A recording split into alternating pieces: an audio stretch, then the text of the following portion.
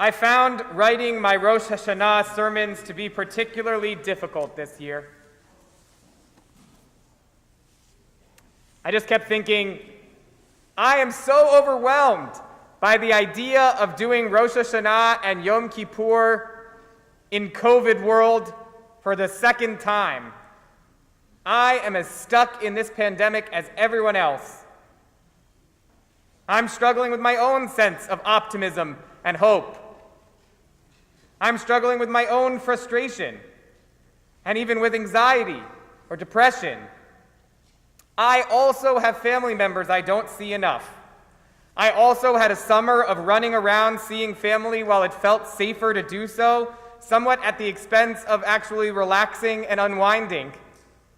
I, too, am faced with the decisions about how to protect my unvaccinated children while also enabling them to participate in school and life and social relationships. What am I supposed to say? How am I to bring comfort or wisdom? The challenge of speaking to this moment felt paralyzing. A friend and colleague, Rabbi Jenny Greenspan, described the pandemic as a family road trip. We are the kids in the back seat who know that it's a 10-hour drive, but don't know what 10 hours actually feels like. So every 2.5 minutes we ask, are we there yet? And what is so hard about this moment right now is that this summer, it felt like we were there, at our destination. But it turns out it was just a lunch break at a rest area on the side of the highway, and we're getting back in the car.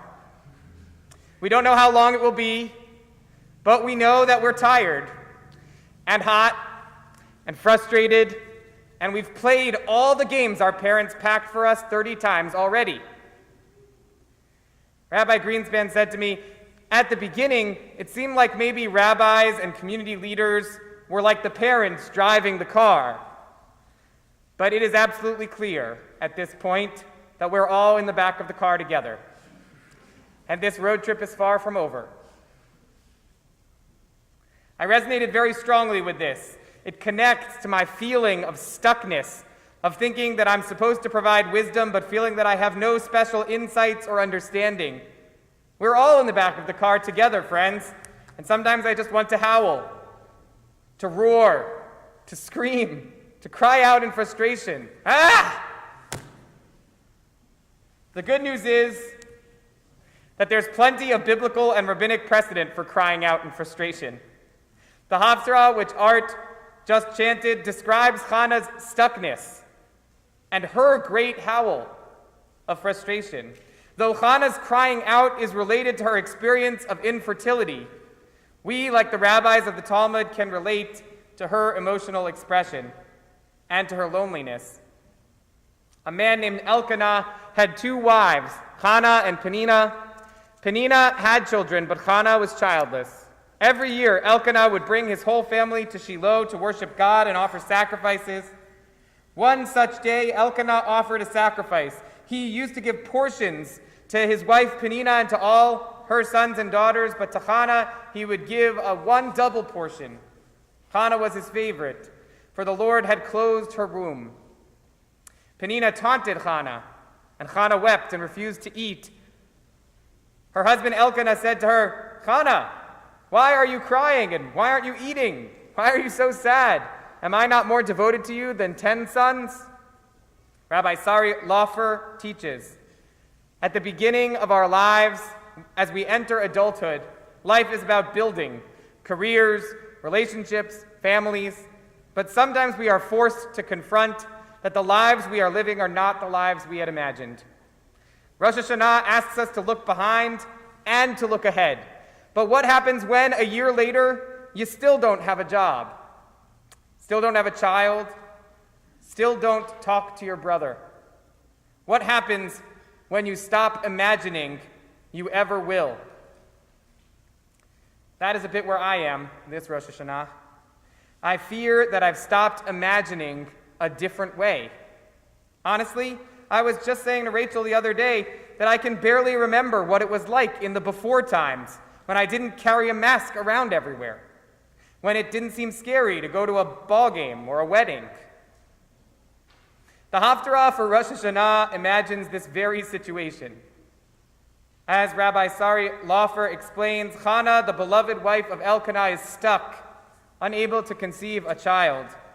A nice religious family, they would year after year go to shul to offer their sacrifices, and year after year Elkanah would divide the sacrifices between his two wives. And year after year, this small act only serves as salt in Chana's wounds, a constant reminder that she is still childless. Year after year, those offerings came to represent not their love, but the endless negative tests, the months and months of tears and anger and frustration. Until one year, everything changed. One year, her husband's pity, his clueless questions, his attempts to mollify her, they were not enough. And on that day, and tradition teaches that that day was Rosh Hashanah, on that day, after they had eaten and drunk, Chana rose. In her wretchedness, she prayed to Adonai, weeping all the while. What changed? Why this year, after years of routine, does Chana get up from her meal and turn to God in despair? What was different on that day? Rabbi Jonathan Sachs answers this question by doing a close reading of the verse, Vayehi hayom vayizbach Elkanah. On that day, Elkanah made an offering. Sachs taught, you have to understand the intention of the verse when it says on that day. What happened on that day? The whole time that Chana was barren, Elkanah did the same thing that Isaac did when his wife Rebekah was barren. He prayed next to her. They both prayed for a child, for an opening of the womb. Each year, Elkanah and Chana would both pray, until Vayhi Hayom, on that day, Elkanah gave up hope.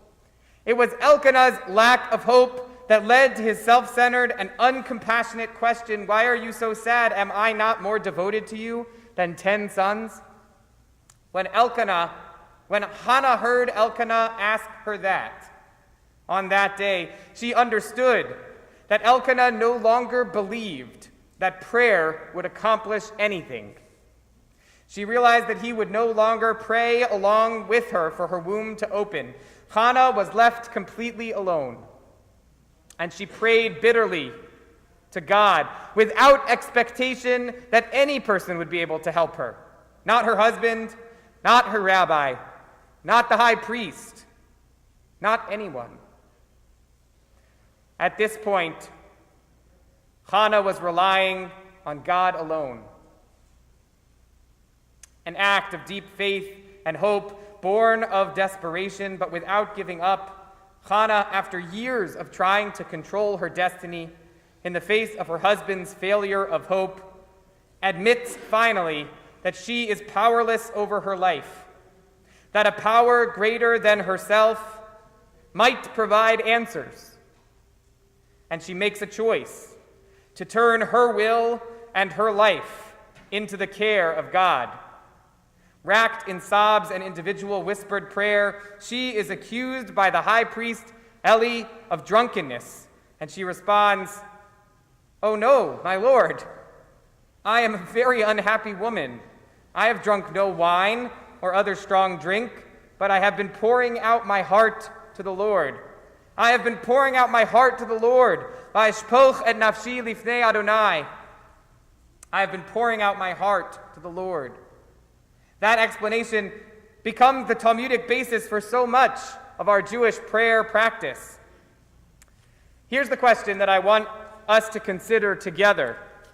How can we, each of us, when we feel hopeless, like Elkanah, manage to tap into the depths of hope and faith that Hannah shows when she, in desperation, pours out her heart to God? Where is that faith for us? Can we find it? Where can we, each of us, find renewed hope at this moment in our lives? How can we each be Hannah instead of Elkanah? I began by confessing to a sense of stuckness, and I feel that acutely. I'm not totally okay. No one is. COVID's social and emotional impact did not discriminate. It did not pass clergy by. And perhaps by trying to maintain a facade of okayness, I have actually made it more difficult to connect. By shielding my own vulnerabilities, perhaps I numbed my own feelings and impacted my ability to be fully present. Perhaps I've been less able to focus on what really matters. The following story illustrates the metaphor. Nate Howe, a musician, posted last week on Twitter a story about how when a small basement window was broken, he boarded it up, thinking to get to it someday. Each year that went by, the problem seemed bigger and more expensive, and meanwhile the boarded window let in bugs but not light. Nate explains that the thought of that window ate at him for years. Every time he went down to the basement, every time he went to the hardware store, it nagged at him. He knew he needed to address it, but he had built up the process and the price so much in his mind that he was paralyzed. In the end, when he and his family were moving out of the house, he sprayed WD-40 around the rusted frame and pulled it out with no trouble, a $12 fix that could have been done on the day the window broke. We have to learn to recognize our own boarded up windows, to help each other see the stuckness in each other's lives, to be there for each other with a can of metaphorical WD-40. The first step to get unstuck is to admit that we are stuck. For me, stuckness is connected to overthinking things, to a tendency toward hyper-rationalization, to prioritizing I think over I feel. I used to be deeply stuck in my relationship with God. I described myself as an agnostic because I did not want to commit to a belief that I could not rationally explain. But then, though I didn't expect to, I had an experience of presence, of mystery, of eternity in the room with me. And what opened up that experience for me, what got me unstuck, was admitting honestly in prayer that I was stuck. Somehow admitting or confessing my own blockedness to myself and to God out loud was liberating and made space for presence to respond to my call. It was a Hashanah moment. With no one else to turn to, I turned to God.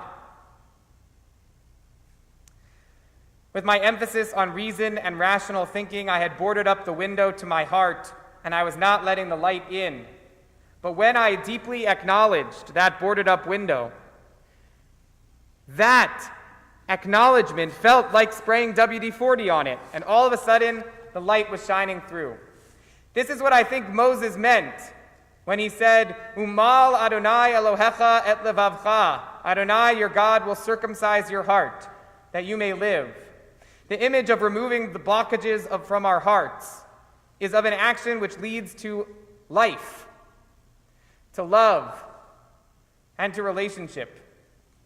How can we be more like Chana and less like Elkanah? First, by admitting the ways in which we are like Elkanah, by being present with our own vulnerabilities, by recognizing our own stuckness. Then, like Chana, we may be able to reach deep inside with faith and refill our inner wells, though they may feel like they've dried up. We may be able to howl in pain and love and frustration to God, knowing that God is the one who holds our pain. We may find hope, as David writes at the end of Psalm 27, which we read so many times during this season of Teshuvah, of repentance, Kaveh el Adonai chazak v'yametz libecha v'kaveh el Adonai. Put your hope in Adonai. You give your heart courage and strength when you hope in Adonai. Where can we each find renewed hope at this moment in our lives? How can we each be hopeful, faithful, self-affirming, outward-focused, like Chana, instead of hopeless, faithless, self-centered, and negating, like Elkanah? Jewish tradition has a blessing for seeing a friend or family member the first time after an absence of more than a year. It's a surprising blessing, and I've used it more often this year than I ever have before in my life. The Talmud teaches, one who sees his friend after 12 months recites, Baruch Atah Adonai, our God, sovereign of the universe, Mechayeh Hametim, who restores life to the dead. Yes, our tradition teaches that seeing a person after a 12-month absence is as if they have been resurrected. Or perhaps we might say that our relationship with them has been given new life. The passage from the Talmud continues with the sage Rav connecting this tradition to a verse from Psalm 31. As Rav said, a dead person is only forgotten from the heart after 12 months have elapsed. As it is stated, Nishkachti kemeit milev hayiti kichli oved. I am put out of mind like the dead. I am like an object given up for lost. The commentary explains that the connection between this verse and the 12-month absence is that with regard to the laws of lost objects, it is human nature to despair of recovering a lost object after 12 months. In other words, seeing someone again after an absence of 12 months is like finding an object that you had completely given up hope would ever be found. And finding hope where there was none, we bless God as the restorer of life, because hope is life. How can we find renewed hope like Chana and avoid giving up like Elkanah? By returning to relationship, as with a person one hasn't seen in a year. By finding ways to recognize life-giving moments in our day-to-day experience. By recovering what was lost. Rav's explanation is beautiful, but it turns out that it is not the only way to understand the poetic phrase from the psalm that he quoted, Hayiti kichli oved, I am like an object given up for lost. Oved can mean lost, but it can also mean broken. That is, in fact, how the Targum, the Aramaic translation, translates the verse. Nishkachti kemeit milev hayiti kichli oved, I was forgotten like the dead. I was like a broken vessel. How does it change our understanding to read the verse that way? What does it mean to be like a broken vessel? The image of broken vessels recurs in our tradition. For example, in Leviticus, we learn that if something tameh, impure, falls into an earthen vessel, then everything inside will also be tameh, and the vessel itself you shall break. Vayikra seems to be viewing brokenness as a negative quality, but the rabbinic midrash Vayikra Rabbah takes that idea and completely turns it upside down. Rabbi Abba Bar Yudin said, everything that the Holy Blessed One invalidated for an animal offering was validated for people. That is, the Torah does not accept as an offering one that is blind or broken or with a split eyelid or a wart, but God accepts with love a person who has a broken heart. Rabbi Alexandri said, if an ordinary person uses a broken vessel, it is humiliating, but the Holy One remains in loving relationship with us who are broken vessels. As it says in Psalm 34, Hashem is close to the brokenhearted. And in Isaiah 57 it says, I, God, am with the lowly and the broken-spirited. Psalm 51 even goes so far as to say that Zivchei Elohim, Ruach Nishbara, true sacrifice to God, is a broken spirit.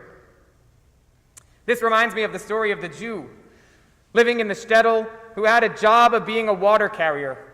She had two large earthen jugs, each hung on the ends of a pole which she carried across her neck.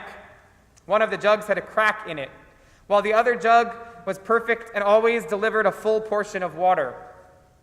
At the end of the long walk from the stream to the house, the cracked jug arrived only half full. For 2 years, this went on daily, with the bearer delivering only 1.5 jugs full of water to her house. Of course, the perfect jug was proud of its accomplishments, perfect, for which it was made. But the poor cracked jug was ashamed of its own imperfection and miserable that it was able to accomplish only half of what it had been made to do. After 2 years, of what it perceived to be bitter failure, it spoke to the water bearer one day by the stream, "I am ashamed of myself because this crack in my side causes water to leak all the way back to your house." The bearer said to the pot, "Did you notice that there were flowers only on your side of the path, but not on the other pot's side?